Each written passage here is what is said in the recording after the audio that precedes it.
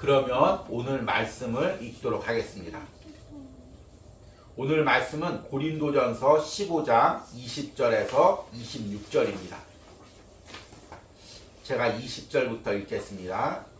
그러나 이제 그리스도께서 죽은 자 가운데서 다시 살아나사 잠자는 자들의 첫 열매가 되셨도다. 사망이 한 사람으로 말미암았으니 죽은 자의 부활도 한 사람으로 말미암는도다. 아담 안에서 모든 사람이 죽은 것 같이 그리스도 안에서 모든 사람이 삶을 얻으리라.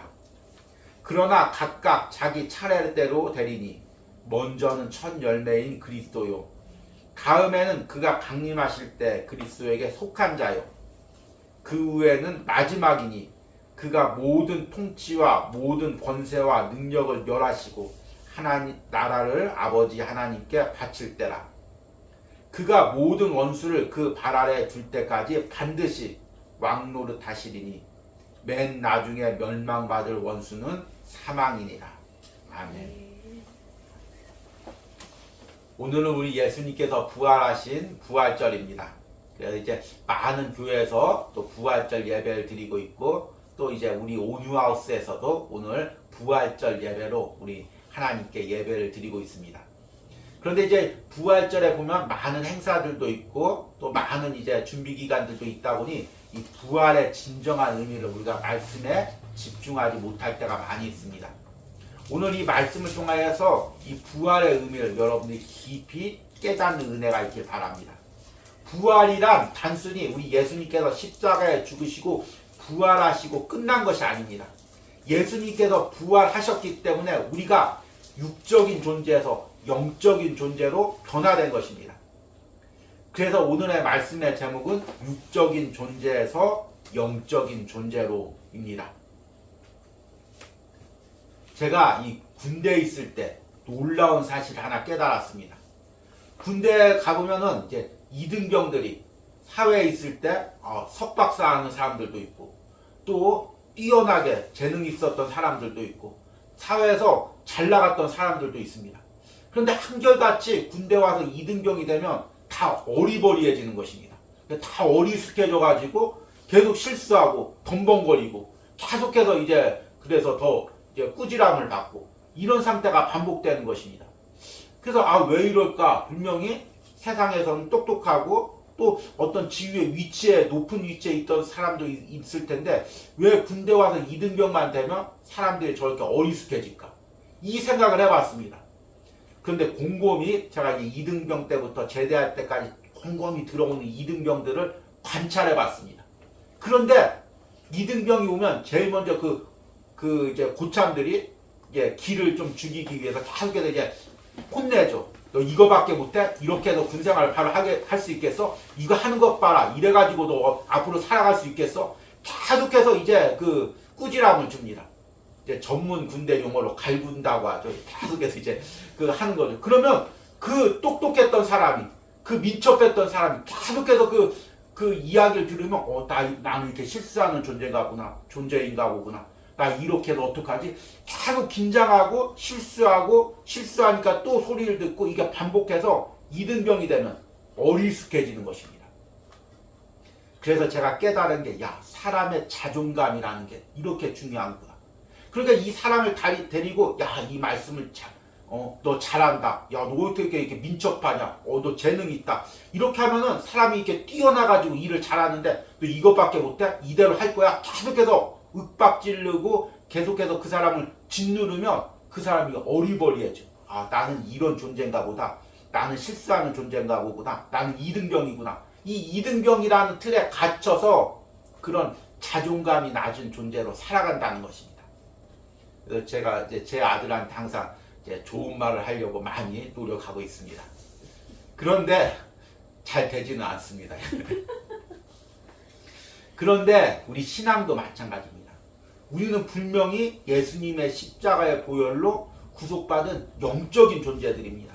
하늘나라 가서 영원히 생명을 누리고 하늘나라에서 상급을 누릴 영적인 존재입니다. 그런데 세상 사람들은 계속해서 우리에게 육적인 존재라고 이야기합니다. 너 이렇게 해서 세상 어떻게 살아갈래? 이렇게 해서 어떻게 먹고 살래? 앞날 어떻게 할래? 계속해서 우리를 갖다가 육적인 존재로 낮춥니다. 그러니까 우리도 스스로 자신이 육적인 존재로 알고 자신을 낮추고 계속해서 세상과 자신을 비교합니다.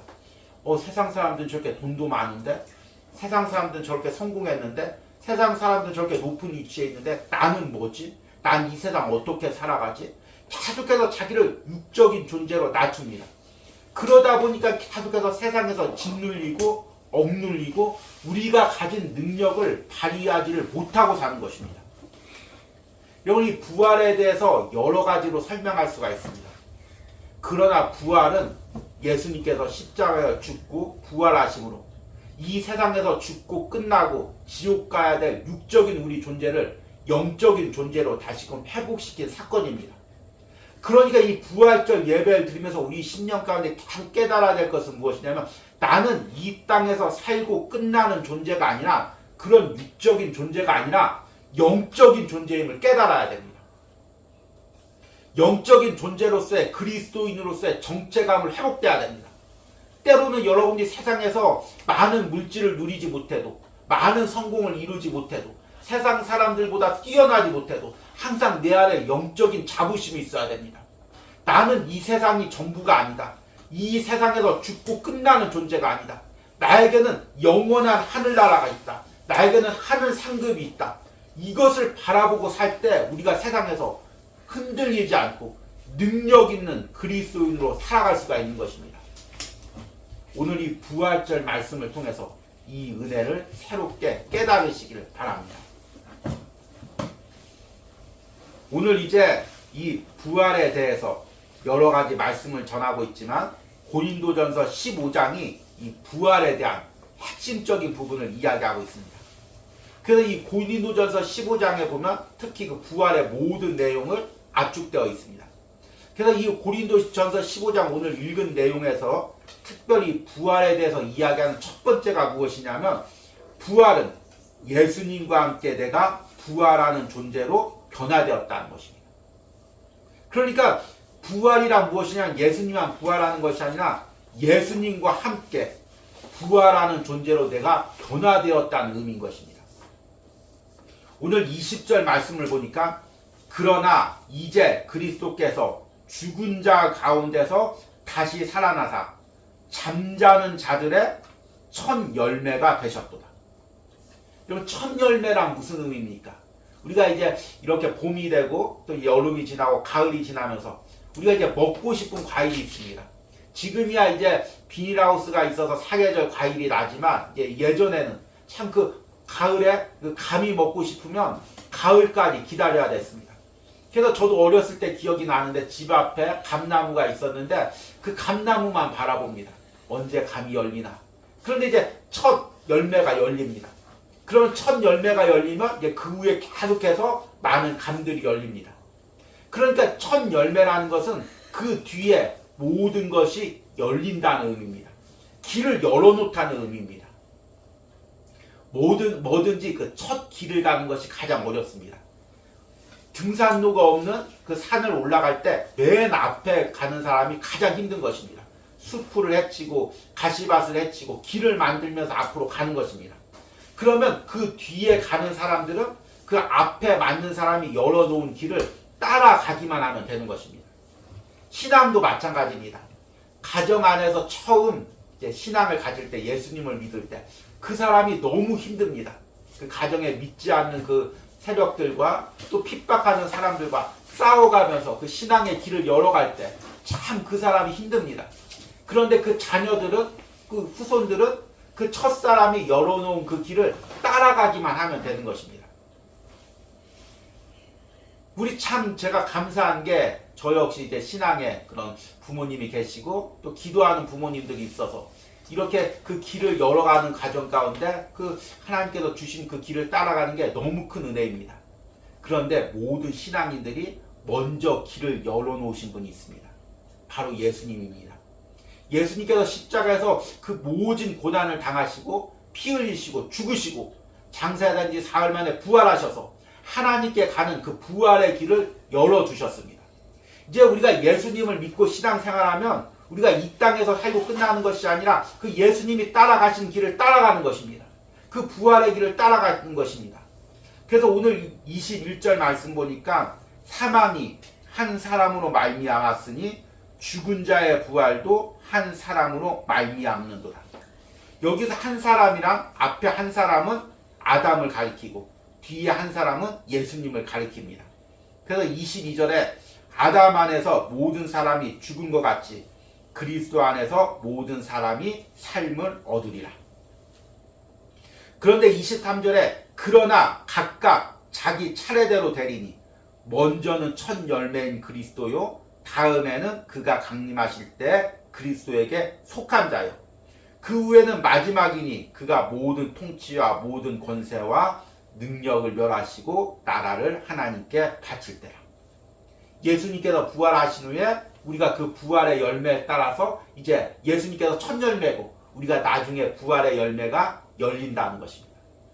그래서 우리가 신앙생활할 때 가장 중요한 게 뭐냐면 내가 예수님과 함께 부활할 존재라는 것을 깨닫는 것이 너무 중요한 것입니다. 이제 나는 영적인 존재로 변화가 된 것입니다. 믿겨지십니까? 이게 먼 나라 이야기 같죠? 그러면 여러분들이 그 1년, 2년에 한 번씩이죠. 그 정기검진을 받을 때 수면 내신경을 했을 때를 한번 생각해 보시기 바랍니다. 제가 이제 대기실에서 이렇게 이제 바늘을 꽂죠. 그래서 이제 바늘 꽂고 자 이제 바늘 들어갑니다. 그 수면 약이 들어갑니다. 이야기하면 듣자마자 갑자기 이제 의식이 없어집니다. 그리고 눈을 깨보면 회복실에 이렇게 누워 있는 것입니다. 그 사이에 그 시간이 그냥 순식간에 변하고 장소도 변하는 것입니다. 그런데 우리에게도 이런 일이 생각납니다. 여러분들이 한참 후의 일이겠지만 자고 나서 눈을 떠보면 천국에 와 있는 것입니다. 하나님과 함께 와 있는 것입니다. 내 영혼이 부활한 그 영혼이 예수님과 함께 천국에서 있는 것입니다. 우리가 이 그리스도인들이 바로 이것을 꿈꿔야 됩니다. 그래서 저는 이 내시경 하는 날마다 다시금 그 부활의 의미를 천국의 의미를 새롭게 깨닫습니다. 내가 천국에 가는 것도 이와 같겠지. 어느 날 눈을 감고 떠보면 천국에 있겠지. 이런 마음을 가지게 됩니다. 그렇게 되면 우리가 자꾸 이 영적인 것을 바라보고 영원한 생명을 바라보게 되는 것입니다. 하나님께서 우리를 이렇게 영적인 존재로 창조하신 것입니다. 하나님께서 아담과 하와를 에덴 동산에 놓으시고 그들에게만 인간에게만 영혼이라는 걸 주셨습니다. 영혼이란 무엇이냐면 죽지 않는 것입니다. 짐승은 혼이 있어서 죽으면 혼은 그냥 사라지고 끝납니다. 그러니까 짐승은 그 육체가 썩으면 끝나는 것입니다. 그런데 인간은 영혼이라는 것이 있습니다. 이 영혼은 영원히 사는 것입니다. 그리고 하나님께서 우리에게 영혼을 주신 이유는 하나님과 영원히 살기 위해서입니다. 그런데 아담과 하와가 이 땅에서 그 누리는 쾌락을 더 소중히 여겨서 그 영원의 하나님과 영원히 사는 삶을 거부하고 선악과를 먹고 타락함으로써 인간은 이 세상에서 살고 죽으면 영원 형벌을 받는 존재가 되었습니다. 그러면 내가 이 땅에서 살고 영원 형벌을 받으면 믿지 않는 사람들 그걸 인정하지 않을지 몰라도 그 영혼은 알고 있습니다. 나는 그냥 이 땅에서 살고 이제 영원 형벌을 받고 끝나는구나. 이 땅에서 사는 동안 최대한 쾌락을 누리고 행복을 누려야 되겠구나. 그러니까 이 세상 사람들의 유일한 목적은 이 세상에서 어떻게든 행복과 쾌락을 누리는 것입니다. 그리고 죽으면 끝난다고 생각합니다. 그러나 우리는 그런 존재가 아닙니다. 예수님께서 부활하시고 우리에게 부활의 길을 열어주시고 영원 생명을 가진 존재입니다. 이것을 날마다 우리가 깨닫고 살아갈 때 우리에게 은혜가 있는 것입니다. 두 번째로 예수님께서 부활하신 그 의미는 우리를 육적인 존재에서 영적인 존재로 변화시켰다는 것입니다. 지금 이 이야기를 들으면 우리가 이 땅에 살고 죽으면 우리가 이제 영적인 존재가 되는구나. 이렇게 생각할지도 모릅니다. 그런데 그게 아닙니다. 예수님을 믿는 순간, 예수님을 믿고 성령님이 우리 안에 오는 순간 우리는 영적인 존재로 변화되는 것입니다. 처음 하나님께서 우리를 창조하셨던 그 영적인 존재로 우리가 변화되는 것입니다. 이 세상의 삶이 전부가 아닌 영혼을 가진 존재, 그 존재로 우리가 변화되는 것입니다. 그러니까 우리 삶이 육적인 존재로 살다가 죽으면 하늘나라 가서 영적인 존재로 된다. 이것이 의미가 아니라 예수님을 믿으면 내가 육적인 존재에서 영적인 존재로 변화되고 그 영적인 존재가 점점 완성돼서 하늘나라 가서 완전히 완성되고 우리 예수님께서 이 땅에 오시는 날 내 썩을 육체가 부활해서 신령한 육체로 변하면서 온전한 영적인 존재, 창조 때 하나님께서 원하셨던 그 영적인 존재로 우리가 온전히 회복된다는 것입니다.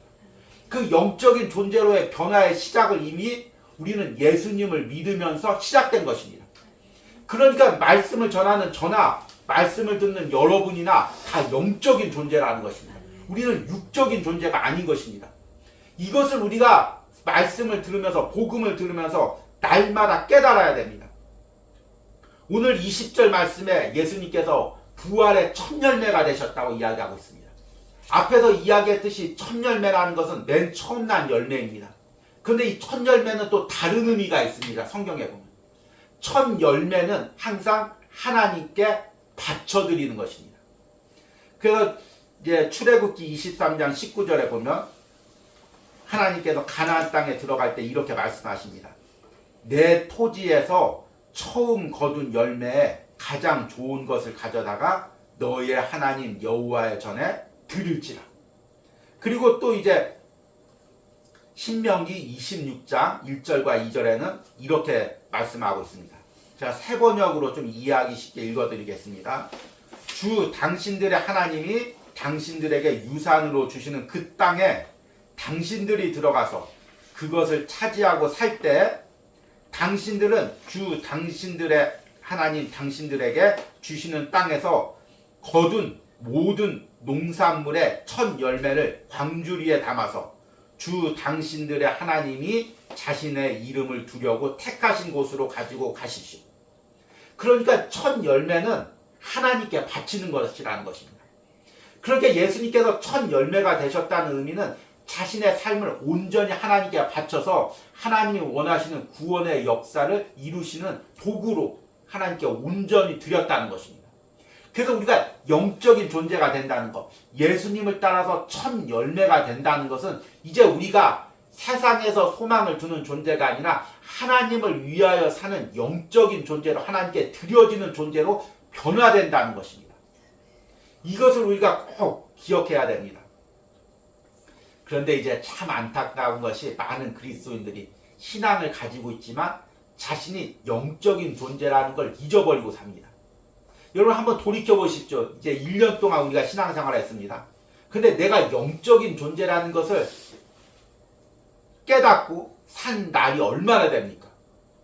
그러니까 하루에 한 번이라도 내가 이 땅에서 살다가 죽으면 하늘나라 간다. 하늘나라에서 영원히 산다.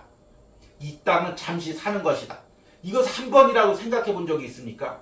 물론 생각을 해보겠죠. 근데 생각 안 하고 지나가는 날들이 더 많이 있습니다. 그러면 나도 모르게 계속해서 세상의 가치관을 듣고 세상의 이야기를 듣다 보면 이 땅의 삶이 전부구나. 내 입술로 싫어하지 않았을지라도 자꾸 이런 생각이 나를 지배하게 됩니다. 그리고 계속해서 어둡고 파괴적인 생각이 자꾸 내 안에 자리 잡게 되고 인격이 망가지게 됩니다.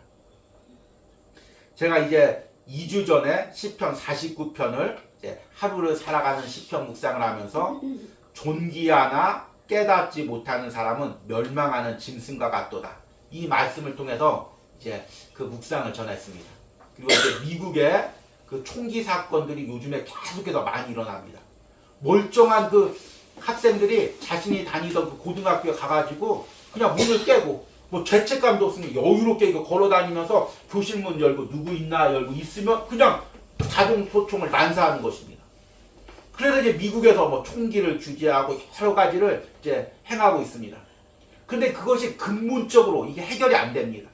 왜 그러냐면 그 아이들 마음엔 어떤 마음이 있으면 살다가 힘드네, 살다가 억울하네, 살다가 못 참겠네, 그냥 다 쏘고 나도 죽고 죽으면 끝나는 거지. 이 생각이 가지고 있습니다. 이 생각이 사람을 얼마나 무섭고 파괴적으로 만드는지 모릅니다. 세상 사람들이 지금 가지고 있는 생각이 다 그겁니다. 흔히 이제 하는 이야기가 유행어가 젊은 사람들이 하는 유행어가 이생망입니다. 아, 이 세상 망했네. 지금 사는 사람 망했네. 에이, 죽어버리고 끝나야지. 이런 마음들이 가지고 있습니다. 그러니까 세상에서 온갖 노력을 하고 내가 성공하기 위해서 타락을 위해서 노력하다가 죽으면 안 되면 에이, 죽어버리지. 이런 마음들이 가지고 있습니다. 그러면 사람이 얼마나 파괴적이고 악해지는지 모릅니다. 이왕 죽을 거 나만 죽어? 이런 마음들이 듭니다. 그러니까 사람들이 점점 악해지고, 만약에 우리나라에 이제 총기가 도입하거나 이제 과학기술이 발달해서 점점 사람을 이렇게 대량으로 죽일 수 있는 어떤 기술들이 발달한다면 앞으로 무서운 일들이 발생됩니다. 왜냐하면 자라는 청소년들이 영혼의 존재를 믿지 않습니다. 죽으면 끝이라고 생각하고 있습니다. 그러니까 그 아이들이 그 인격이 아무리 가르치고 공부해도 이 세상 살다가 죽으면 끝이라는 육적인 존재라는 생각을 가지고 있으면 그 영혼이 파괴되는 것입니다. 인격이 파괴되는 것입니다. 짐승과 같은 존재가 되는 것입니다. 얼마나 두려운 일입니까?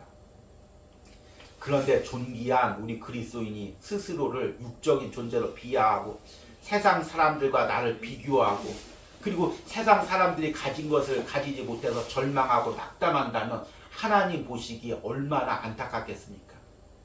여러분, 오늘 이 말씀을 들으면서 예수님의 그 부활을 우리가 예배드리면서 내가 영적인 존재라는 것을 하루도 잊어버리지 마시기 바랍니다. 때로는 세상 살다가 세상 사람들에 짓눌리고 비교당해서 그 자존감이 상할 때마다 여러분 스스로 내가 영적인 존재임을 깨달으시기 바랍니다. 때론 물질이 없어도 때론 세상 사람들보다 그 낮은 곳에 살지라도 또 세상 사람들보다 높이 올라가지 못했을지라도 하나님, 내가 영적인 존재이고 하늘나라 가서 하나님과 영원히 사는 존재라는 것을 항상 기억하시고 기도하시고 선포하시길 바랍니다. 그리고 마지막으로 예수님께서 부활하신 것은 우리를 사망의 권세를 이기는 존재로 우리를 회복시키신 것입니다. 오늘 말씀 25절과 26절에 이렇게 이야기합니다. 그가 모든 원수를 그 발 아래 둘 때까지 반드시 왕노릇 하시리니 맨 나중에 멸망받을 원수는 사망이니라. 그리고 오늘 주보에 적었지만 고린도 전서 15장 55절 말씀부터 보니까 사망아 너의 승리가 어디 있느냐, 사망아 내가 쏘는 것이 어디 있느냐, 사망이 쏘는 것은 죄요 죄의 권능은 율법이라. 예수님께서 부활하셔서 맨 나중에 멸망시키는 세력이 사망이라는 것입니다. 우리가 육적인 존재, 육신을 가진 존재는 사망과 뗄래야 뗄 수가 없습니다. 그래서 우리 육신을 가지고 있으면 항상 사망을 우리가 생각합니다. 이제 조금 어린 사람들은 별로 생각하지 않겠지만 나이가 들수록 언제 죽을까? 이러다 나 죽는 거 아니야? 이러다 갑자기 죽는 거 아니야? 이러다 사고 당해서 죽는 거 아니야? 병들어서 죽는 거 아니야? 아, 죽기 전에 어떻게 해야지? 계속해서 죽음이 우리를 쫓아오는 삶을 사는 것입니다. 그래서 세상 사람들의 가장 큰 협박은 너 죽을래? 뭐 잘못하면 너 죽으려고 그래? 이 말이 가장 무서운 것입니다. 그러니까 육적인 존재는 이 사망과 뗄래야 뗄 수가 없습니다. 항상 육적인 존재는 사망의 권세 아래 놓여 있는 것입니다. 그런데 이 사망이 꼭 연결돼서 고리처럼 다가오는 것이 무엇이냐면 오늘 고린도전서 말씀 보니까 죄입니다. 사망의 권세와 죄의 권세는 같습니다. 그러니까 사망이 계속해서 우리를 협박하고 우리를 짓누르면 그 사망의 권세와 함께 죄의 권세가 우리를 짓누르는 것입니다. 우리가 신앙생활하다도 이렇게 신앙생활하다 나 죽으면 어떡하지? 나 이렇게 하다가 건강 잃어서 죽으면 어떡하지? 나 물질 많이 못 벌어서 나 죽으면 어떡하지? 계속해서 죽음에 대한 두려움, 그것이 죄에 대한 유혹과 죄에 대한 그 공격과 연관이 되어 있는다는 것입니다. 그래서 육체를 가진 존재, 육체에 매여 사는 존재, 사망에게 눌려 사는 존재는 항상 죄에 눌려 살 수밖에 없다는 것입니다. 그런데 예수님께서 부활하셔서 사망의 권세를 깨뜨렸습니다. 그것은 우리를 누르고 있는 죄의 권세를 깨뜨린다는 것입니다. 제가 이런 얘기를 하면서 저 자신도 부끄럽지만 우리가 진정으로 예수 그리스도를 믿고 그 복음의 능력에 산다면 죽음이 두렵지가 않은 것입니다. 왜냐하면 죽은 후에 영원한 삶이 있기 때문입니다. 현실에서 당하는 핍박이 두렵지가 않은 것입니다. 왜냐하면 핍박 후에 있을 주님의 상급이 있기 때문입니다. 저는 이제 우리 아내랑 결혼을 해서 좀 많은 것을 못 해줬기 때문에 항상 어떤 결혼 기념일이나 생일 때면 입버릇처럼 아내한테 이야기합니다. 나 만나서 많이 고생했어. 그리고 항상 하는 말이 하늘나라 가면 상급이 많을 거야. 연약한 주예종하고 결혼해서 주예종 섬기고 함께 연약한 교회 섬기느라고 많이 고생했는데 하늘나라 가서 상급이 많을 거야. 때로 이제 듣기 좋으라고 이야기하는 이야기일 수도 있지만 정말 그것이 우리의 영적인 그 본질이 되고 신앙이 되어야 되는 것입니다. 우리가 이 땅에서 그 사망의 권세, 이 땅에서 잠시 사는 삶에 눌려서 영적으로 눌려 살 것이 아니라 예수님께서 사망 권세를 이기시고 죄의 권세를 이기시고 사망을 발 아래 두시고 우리에게 영원한 삶을 약속했듯이 우리도 사망과 죄의 권세를 이기는 내가 영적인 존재인 것을 깨달으시길 바랍니다. 그 신앙을 회복하시길 바랍니다.